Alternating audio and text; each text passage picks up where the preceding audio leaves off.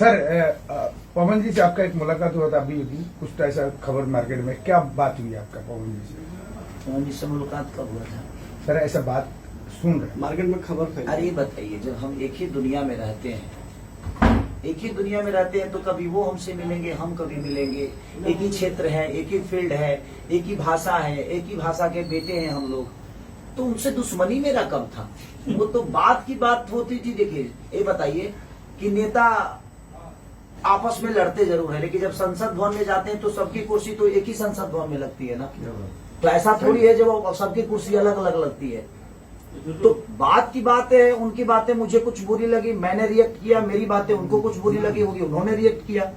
तो रिएक्ट करना ये तो जाहिर सी बात है कि देखिए, मैं जिंदा हूं तो मुझे समझ में आता है, मैं जिंदा हूं तो मुझे दुख भी होता है। अगर कोई मुझे कोई बात कहता है और मैं जिंदा हूं तो मुझे समझ में आएगा और मैं रिएक्ट करूंगा। आज